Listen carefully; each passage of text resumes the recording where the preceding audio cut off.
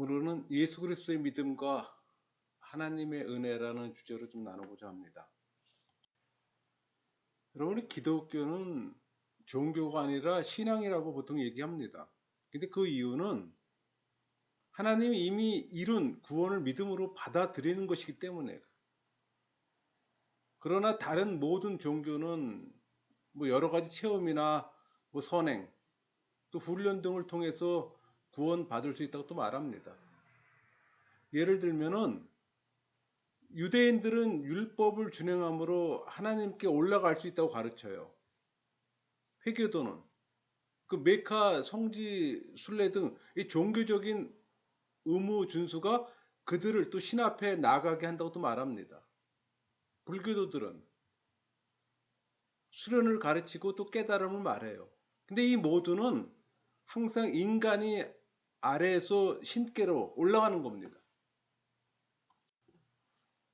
그럼 기독교의 복음은 사다리의 방향을 바꾸고 구원의 방향을 바꿔요.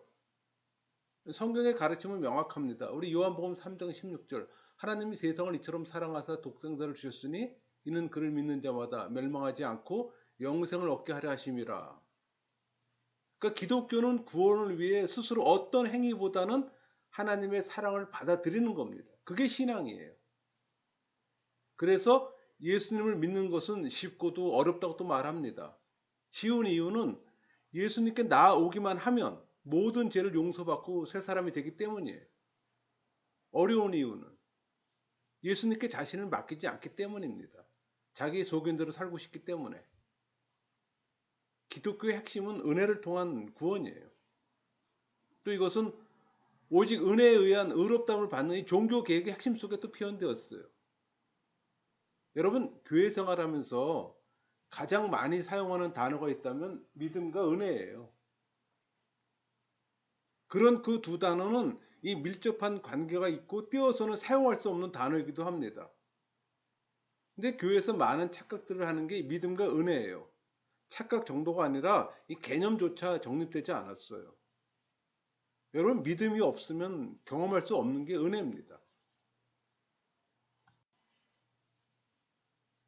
믿음의 개념을 잘못 알고 있는 분도 많지만 이 믿음을 확신해 가는 과정도 오랜 시간이 걸려요. 믿음과 이 마인드의 관계. 이 믿음은 마인드를 초월해요. 마인드는 지성, 오성, 이성이죠. 그러면서 이 믿음은 마인드를 또 근거로 합니다. 또 때로는 마인드를 필요로 하지만 초월해요. 그러니까 믿는 모든 것을 이 마인드로 깨달을 수가 없어요. 특히 이 삼일체 계시는 이 마인드로는 알 수가 없는 겁니다. 그래서 예수의 믿음은 계시 가운데로 인도하는 겁니다. 이 비이성적 내용을 확신하는 것은 예수의 믿음을 가졌기 때문에 가능한 거예요. 여러분, 진정한 믿음을 가지려면 이 마인드를 초월해야 합니다. 여러분, 하나님을 확신하시나요? 예수의 믿음을 장착했기 때문에 확신하는 겁니다. 예수의 믿음이 없으면 하나님을 지적으로는 동의할 수 있지만 확신할 수가 없어요. 여러분, 교회에서 봉사할 때 믿음으로 하는 것이라고 착각들 많이 합니다. 아니요. 개인의 기질이 작용에 헌신하는 거예요. 봉사는 사회적 명예도 영향을 주잖아요. 그래서 봉사와 믿음을 연결시키면 안 되는 겁니다. 이 믿음의 내용을 아는 과정에서 성숙도가 나오는 거예요. 이것을 이해하려면 이 믿음의 개념을 바르게 가져야 하는 겁니다. 아니, 소유해야 되는 거예요.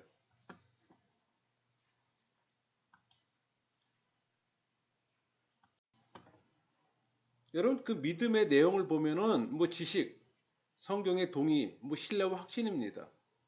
그러니까 성경을 사변적으로 아는 지식을 말하는 게 아니에요. 여기서 지식이라는 거는 예수님의 삶과 인성과 사역, 신성을 아는 걸 말하는 겁니다. 그러니까 예수 그리스도의 믿음은 은혜 안에서 작용합니다. 그러니까 신앙은 예수 그리스도를 바라보는 거예요. 영원 구원은 하나님께 의존할 수밖에 없어요. 그래서 믿음은 죄인을 구원하는 구원의 도구입니다. 또 믿음은 구원 방식을 인정하고 또 하나님의 영광과 부각시키는 것도 인정해요. 그러니까 율법이 하나님의 공의로우심인 것조차. 근데 여러분, 하나님은 사랑이신데 왜 우리를 벌하실까요? 그러니까 믿음이 없는 사람은 이 하나님의 벌하심을 이해 못해요. 여러분, 율법과 은혜는 선물입니다. 율법이 은혜의 범주 안에 들어가요. 율법과 은혜는 절대 상충되지 않습니다. 그러니까 예수의 믿음이 있으면 그리스도를 이해하고 율법, 은혜, 언약이 이해되는 거예요.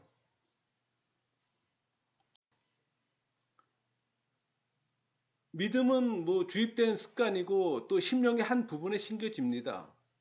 이 습관은 초자연적 영적 습관이에요. 여러분들이 일상생활에 겪는 그런 습관이 아니에요. 이 습관은 이 자연적 방식으로 체득되지가 않아요. 이 심겨진 이 습관은 교회에서 베풀어진 은혜의 수단을 통해서만 자라납니다. 여러분, 믿음은 칭의의 원인이에요. 그러니까 우리가 믿음을 사용해 은혜의 수단을 강구하게 되면 은혜의 주입이 일어나는 겁니다. 이 사건이 성화예요. 그러니까 은혜는 죄를 이기는 하나님의 능력이에요. 그렇게 주입된 은혜는 믿음의 습관이 계속 자라고 또 강성해져요. 그러니까 믿음의 습관이 자라서 뭐 소망과 사랑의 또 습관을 불러오는 겁니다. 그러니까 이 믿음과 소망과 이 사랑의 습관은 모두 은혜의 주입과 결과로 우리 안에서 자라난 초자연적 습관, 곧 덕이라고 얘기합니다. 그래서 은혜의 방편에 나를 노출하라고 말하는 겁니다. 많은 이들은 믿음이 내 안에서 생겨났다고 생각들 합니다. 내 의지의 발현이라고 생각하는 거예요. 그러나 이 믿음은 내 의지적 동화나 선행이 아니에요. 뭐 지적으로 십자가를 신뢰하거나 확신하는 게 아니에요. 여러분, 믿음은 선물이에요. 외부에서 들어오는 겁니다. 그러니까 예수의 믿음으로 말미암아 구원을 받는 겁니다. 그러니까 믿음은 은혜에 의해서 들어오는 거예요. 그래서 신앙생활의 최상위 자리가 은혜예요. 그러니까 성령께서 인도하시는 겁니다. 그러니까 보이지 않는 이 성령의 실체가 은혜로 체험되는 겁니다. 그 실체가 또 구원을 이끌어요. 또 성령과 교제할 때마다 또 은혜를 주시고. 그러니까 우리 진실한 고백이 있을 때 교제가 이루어지잖아요. 그러니까 우리의 믿음 안에서 이 모든 것이 은혜의 방편에 의해서 이루어지는 겁니다. 여러분, 예수 그리스도의 믿음을 인정받고 하나님 앞에서 의가 되는 거예요. 그러니까 모든 것을 하나님이 하신다는 이 믿음의 고백이 하나님 앞에서 의가 되는 거예요. 그래서 히브리서 11장 이 믿음의 선진들과 같은 방향, 같은 믿음을 소유하게 되는 겁니다.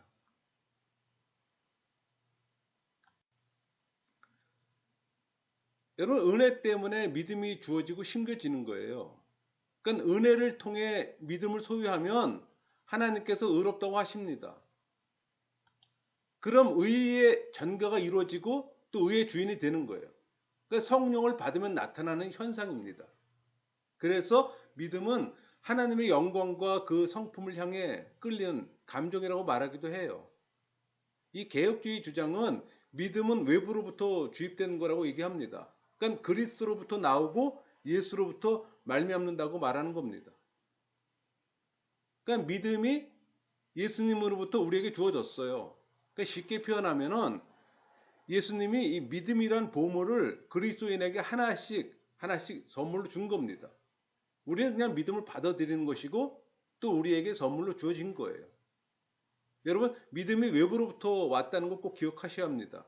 이 개념이 안 쓰면 칭의를 이해하기가 어려운 거예요. 여러분, 예수의 믿음은 온전하고 완전해요. 그 이유는 믿음이 그리스도이기 때문에.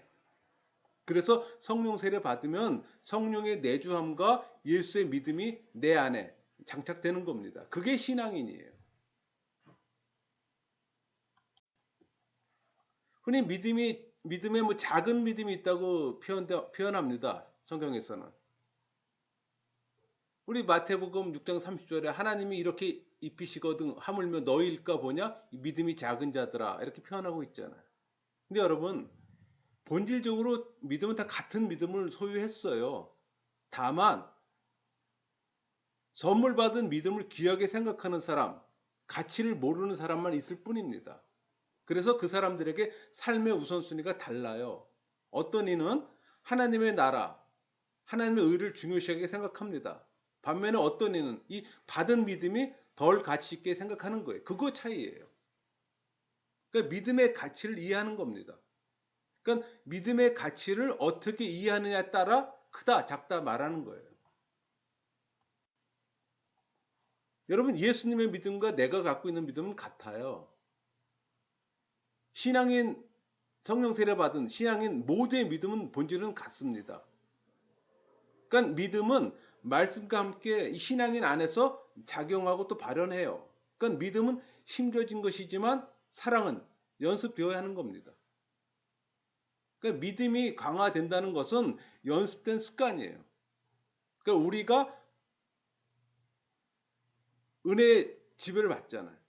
그 은혜가 우리를 지배함으로 은혜에 의해서 형성된 습관을 말하는 겁니다. 그리고 그 연습은 교회를 통해서 신뢰 관계 속에서 영적 걸음마를 배우는 일입니다.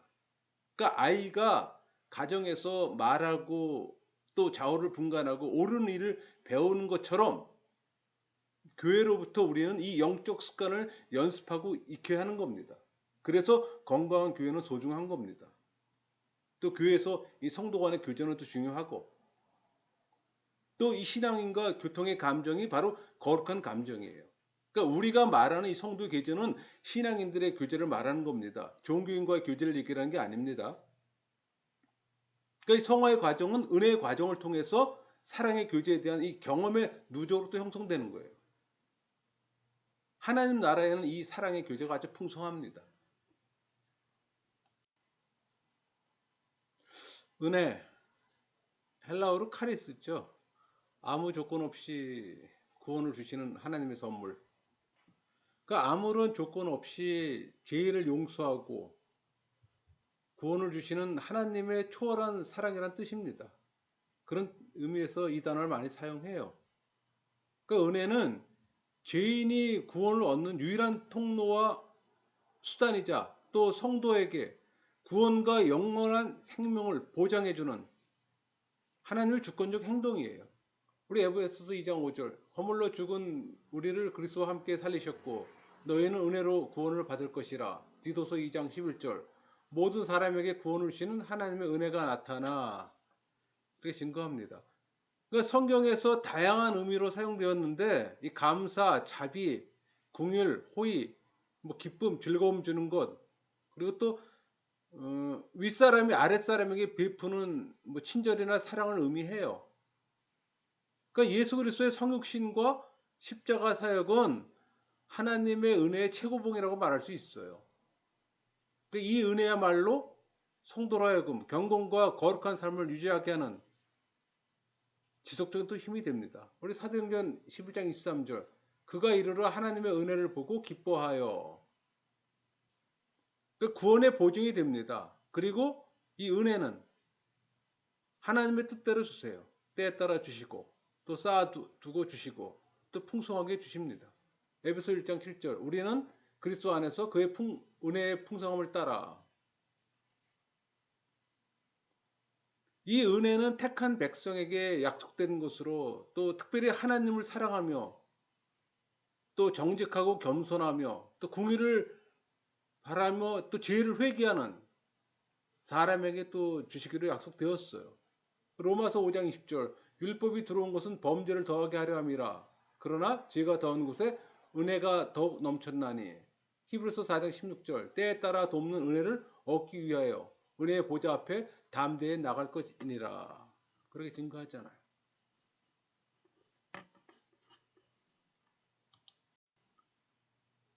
은혜는 성경에서 다양한 의미로 사용됩니다. 구약에서 헨, 호의, 은혜의 뜻을 가졌어요. 구약에서는 한 69회 정도 사용됩니다. 이 헨이라는 단어는. 그러니까 구약에서 하나님이 값없이 베푸시는 선물이에요. 우리 창세기 6장 8절 제일 먼저 나오죠. 그러나 노아는 여호와께 은혜를 입었더라. 그 호의를 베풀다, 즐겁고 기분 좋은 것도 그런 걸 의미합니다. 그러니까 하나님이 인간에게 보이시는 자비, 은혜, 사랑을 말해요. 우리 창세기 33장 8절 야곱이 이르되 내 주께 은혜를 입으려 함이니이다. 또 출애굽기 33장 12절 나는 이름으로도 너를 알고 너는 내 앞에 은총을 입었다. 또 헤세드 그 의미는 뭐 자애, 꾸준한 사랑, 언약에 기초한 하나님의 은총이나 자비, 뭐 신실, 궁유를 말합니다. 창세기 21장 23절 내가 내게 후대한 대로 표현이 좀 다르죠? 또 사무엘하 2장 6절 너희가 일을 하였으니 이제 여호와께 은혜와 진리로 너희에게 베푸시길 원하고 또 라촌이라고 있습니다. 이 원뜻은 뭐 은총, 기쁨, 넘치는 만족, 호의, 은혜를 또 뜻해요. 우리 잠언 19장 12절 왕의 노함은 사자의 부르짐을 갖고 그의 은택은 풀이의 이슬 같으니라. 또 타그물이라고 이 타그물은 뭐 의미는 그 이익 은혜입니다. 우리 시편 116편 12절 내게 주신 모든 은혜를 내가 여호와께 무엇으로 보답할까? 이렇게 구약에서도 이 은혜가 다양한 의미로 또 사용되고 있습니다. 신약에서는 카리스 원뜻은 기쁨이죠. 뭐 윗사람이 아랫사람에게 보여주는 특별한 호의, 은혜, 궁유를 또 뜻합니다. 우리 누가복음 1장 30절 천사가 이르되 마리아에 무서워하지 말라 내가 하나님께 은혜를 입었느니라. 사도행전 7장 10절 그 모든 환란에서 건져내서 애굽 왕 바로 앞에 은총과 지혜를 주심에 이렇게 표현되어 있잖아요. 그러니까 아무 공로 없는 자에게 하나님이 일방적으로 값없이 베푸시는 선물이에요. 에베소 2장 8절 너희는 그 은혜에 의하여 믿음으로 말미암아 구원을 받았으니 또 유프로스테크토스 유프로스테크토스 좀 발음이 어렵네요. 그렇게도 표현돼요. 그러니까 이건 안정된, 용인된, 뭐 받아들일 만한, 그러니까 마음에 들다, 만족스럽다는 의미를 갖고 있어요. 우리 고린도 후서 6장 2절 보라 지금은 은혜 받을 만한 때요. 그러니까 많은 사람들이 이 믿음에 대한 오해가 커요. 그러니까 믿음을 스스로 만들어내고 의지적으로 하는 이 합리적 결정이라고 생각들 합니다. 그렇지 않아요. 이 믿음이란 그 그리스도의 믿음을 말하는 거예요. 그러니까 여러분이 믿는다고 생각하는 믿음을 말하는 게 아니에요. 우리 에베소 2장 8절 너희는 그 은혜에 의해 믿음으로 말미암아 구원을 받았으니 이것은 너희에게서 난 것이 아니요 하나님의 선물이라고 분명히 증거하잖아요. 그러니까 개혁주의가 말하는 믿음은 외부로부터 내게 오는 겁니다. 그러니까 복음주의가 말하는 믿음과는 신학적 차이가 있어요. 그러니까 예수를 믿음으로 구원받는다고 가르치는 게 복음주의잖아요. 개혁주의는 그리스도가 그리스도의 믿음을 우리에게 주는 겁니다. 그러니까 믿음은 믿음의 본체이신 그리스도예요. 그러니까 예수님 자신이 갖고 있는 거를 즉 원형을 카피해서 우리에게 주는 겁니다. 그러니까 여러분들이 믿음을 선물 받아 영혼에 장착하면 이 믿음은 본질적으로 다 같아요. 다만 효용성과 크기, 사용의 능력에 따라 차이만 있을 뿐입니다. 그러니까 은혜의 작용을 통해 믿음도 그리스도의 장성한 분량만큼 자라가요. 그러니까 그 말은 신앙의 성숙을 말하는 겁니다. 그것을 우리는 뭐 큰 믿음, 작은 믿음이라고 표현해요. 이 자라남은 은혜 작용으로도 변화되고 그래서 은혜 받는 환경이 중요한 겁니다. 그러니까 여러분 은혜를 받으려면 은혜의 방편 아래서 생활해야 되는 거예요. 예배, 말씀, 기도, 성찬, 성도 간의 교제 이것이 여러분들의 일상의 삶이 되어야 되는 겁니다. 그럴 때 여러분이 성령의 지배를 받는 거예요. 왜? 성령이 신앙인을 지배하는 이 은혜 방편이 이 5가지이기 때문에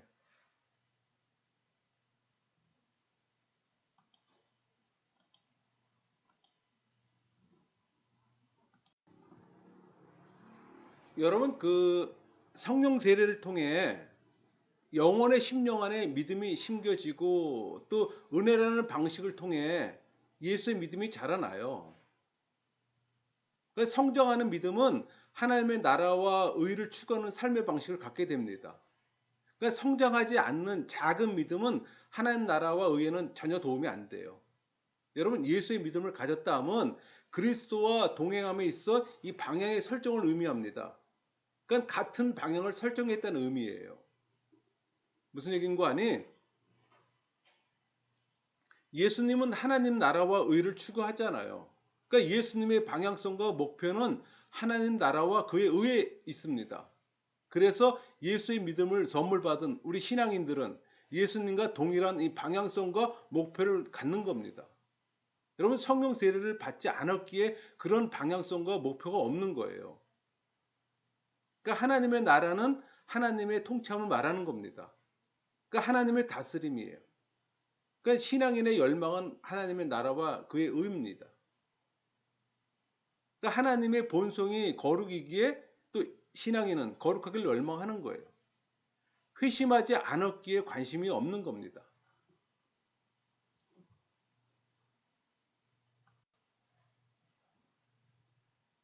신앙인들은 그리스도의 의를 입어서 그 열망을 가지고 같은 방향을 바라보는 겁니다.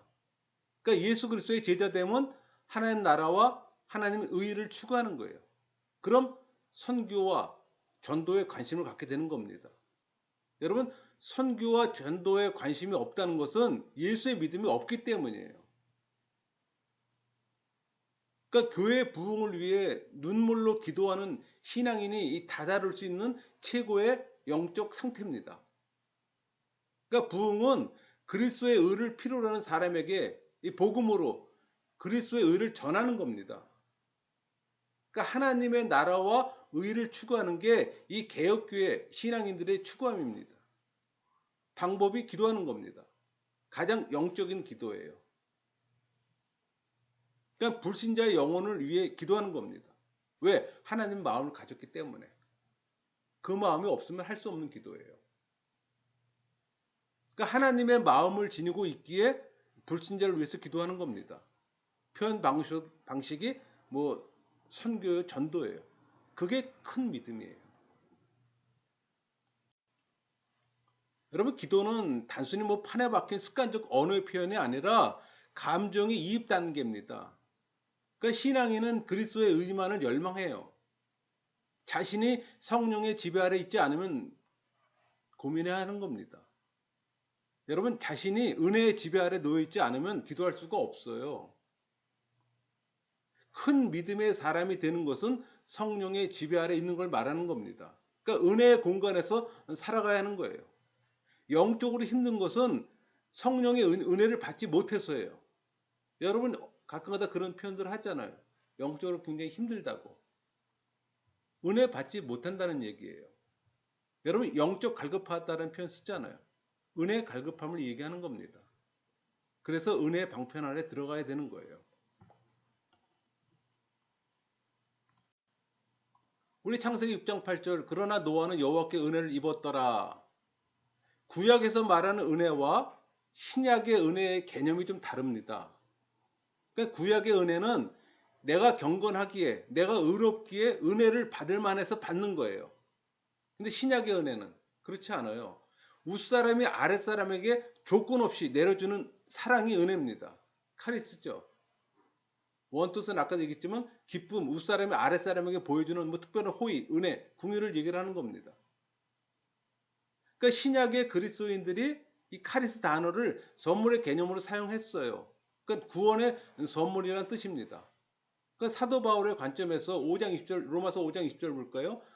율법이 들어온 것은 범죄를 더하게 하려 함이라. 그러나 제가 더한 것에 은혜가 더 넘쳤나니 이런 표현을 쓰잖아요. 근데 여러분 은혜가 넘친다는 표현은 사실 좀 문법적으로 좀 어색해요. 은혜가 넘친다 하면 지나칠 정도로 풍부하다는 겁니다. 충만하다는 거예요. 근데 여러분 고린도후서 7장 4절에서는 내가 우리의 모든 환난 가운데서도 위로가 가득하고 기쁨이 넘치는도다 이렇게 표현되었습니다. 그러니까 은혜가 충만하다.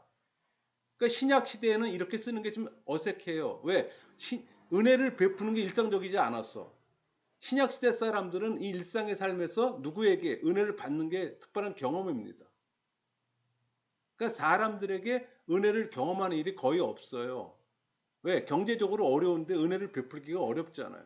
보편적이지를 않아요. 근데 사도 바울이 은혜라는 단어를 가져다가 사용한 겁니다.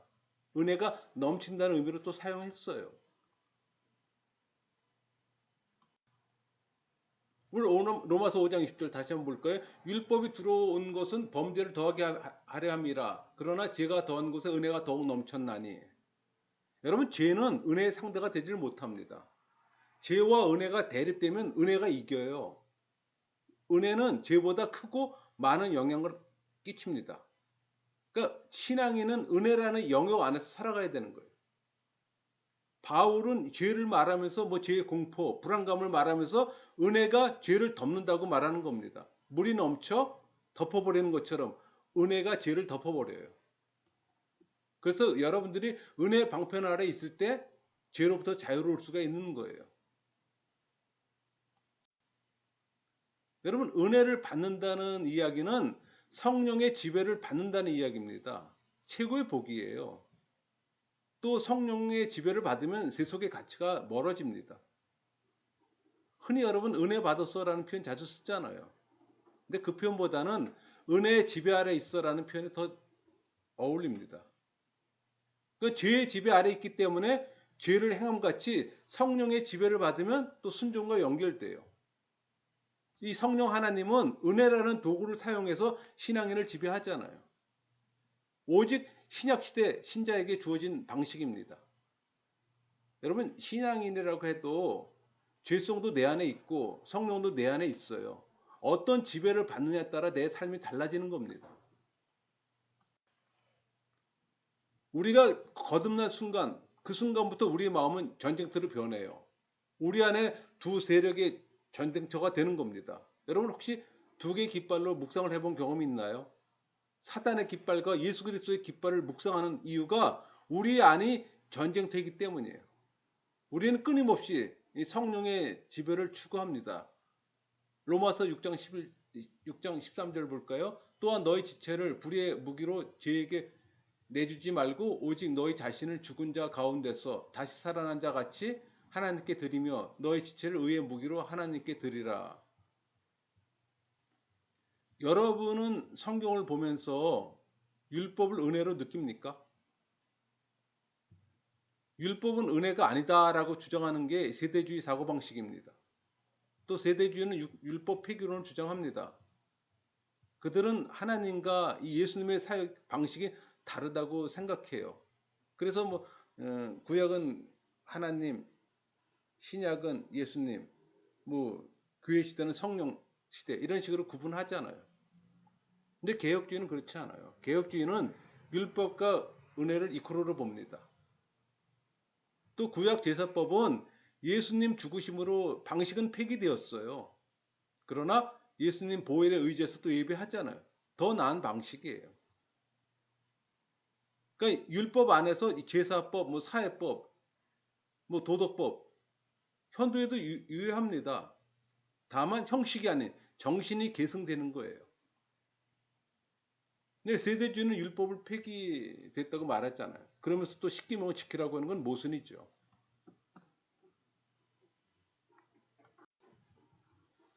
여러분, 성령 하나님은 왜 은혜라는 방편으로 우리를 통치할까요? 하나님의 속성이 사랑입니다. 그러니까 하나님은 사랑인데 보여주는 방식이 예수님을 통해 보여주시는데 그 방편이 은혜예요. 그러니까 모든 사람에게 하나님의 은혜가 나타납니다. 또 예수 그리스도의 믿음을 가진 사람들은 은혜를 받을 수 있잖아요. 그러니까 하나님이 우리를 지배하는 수단이 은혜예요. 우리 심령에 작용하는 것이 또 사랑과 은혜이기 때문에 여러분, 사랑은 추상적이며 또 본질적 행위입니다. 그러니까 은혜가 심령을 지배할 수가 있어요. 심령이 인간의 영혼을 지배하기 때문에 그러니까 은혜를 통해서 도덕적 통치를 하시는 겁니다. 그러니까 은혜의 작용과 은혜를 입은 사람이 의지를 통해서 또 도덕적 삶으로 나타내요. 이 도덕적 삶을 통해서 또 보편적 방식으로 표현되는 거고.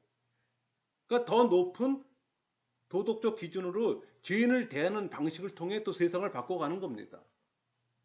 다만 목회자들이 잘못 알고 이 도덕적 삶을 살라고 도덕적 설교를 하는 건 잘못된 겁니다. 은혜의 이해가 적어서 그래요. 도덕적 설교와 전혀 상관없는 겁니다. 은혜의 교리적 설교가 필요한 거예요.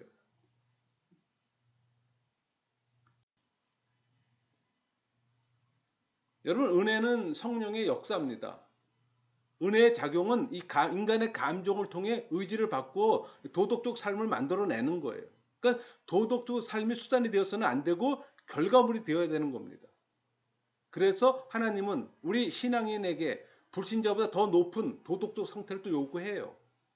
그러니까 불신자들을 덮고도 남을 정도의 이 도덕적 가치와 도덕을 요구하는 겁니다. 여러분, 성령 세례를 받지 않아 하나님의 사랑을 갖지 않으면 이 도덕적 요구를 맞추지를 못합니다. 그래서 이 불신자나 종교인들은 눈에는 눈, 칼에는 칼 이라는 방식을 택해요. 그 은혜 방식이 아니죠. 구약적 방식이죠, 그거는.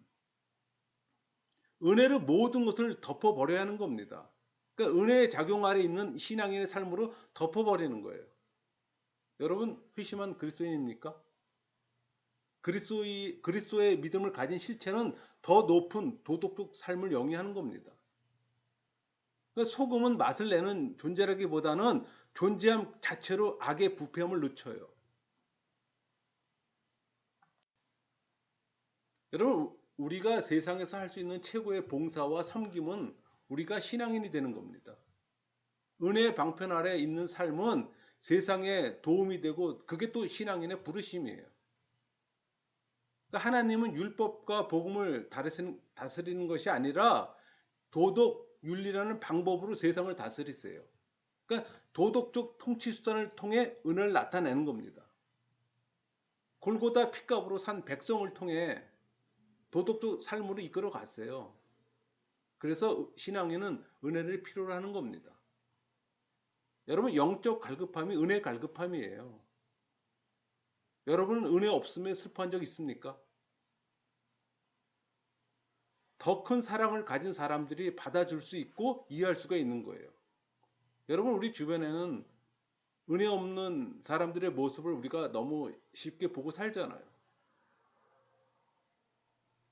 신앙인은 은혜 없는 삶을 살아서는 안 되는 겁니다.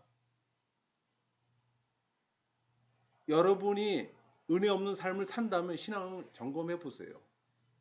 우리가 살고 있는 공간 안에 은혜가 가득해요.